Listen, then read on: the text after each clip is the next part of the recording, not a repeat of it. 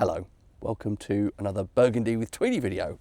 Back in the woods. It feels like it's been a while. I've had a bit of a cold this week, so I've been staying a bit closer to home, but I thought, if nothing else, for the sake of getting some exercise, I really ought to make an effort and get outdoors today. This is a series of wines I've featured many times of different vintages on this channel. Rossignol, Trapet, Gevrey, Chambertin, they're bog standard village level Gevrey, Chambertin. I think it's annotated with vieilles vignes, it's from old vines. And this is the 2022 vintage. I think I've probably tried 3-4 different vintages of this now, and I can't remember quite how many of those I've captured on the channel. It's a fair few. I'm sure many of you will be thinking 2022, that sounds like a very recent vintage, probably a bit too young, but I'm forming this opinion, as I keep saying whenever I bring up 2022, that it is quite a forward vintage. It's a vintage that is relatively quick to mature, quick to become ready at least. I've had some 2022s that I thought were very, very drinkable now. So as this is an old stalwart, this series of wines, Rossignol, Trapet, Gevrey, Chambertin, seemed like I should give this a go, this most recent vintage. This is from Lay and Wheeler, I bought this from. Feeling a bit of resistance with this, the wine prongs here. Hope I'm not grating little bits of shaved glass into the bottle. Slightly disconcerting.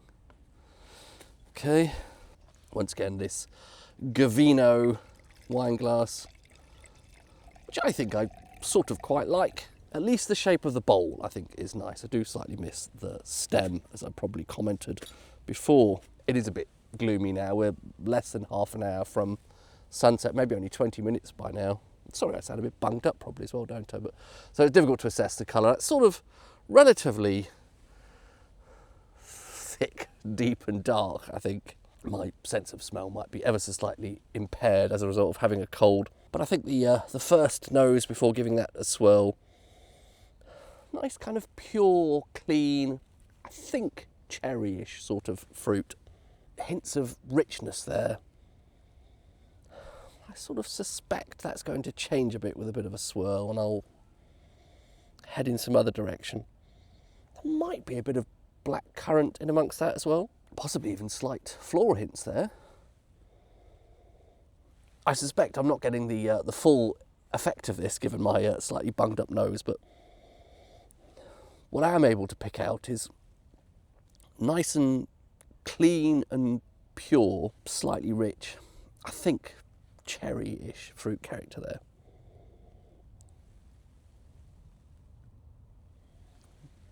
Nice on the palate.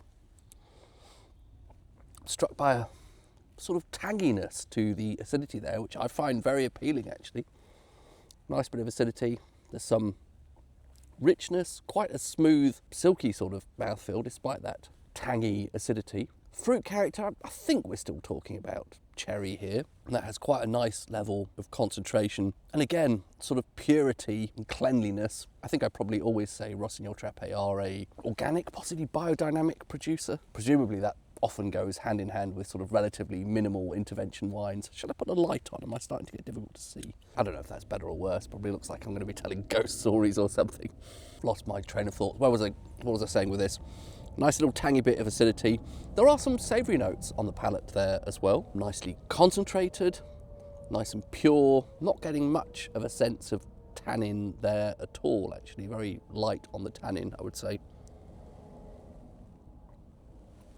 Nice balance.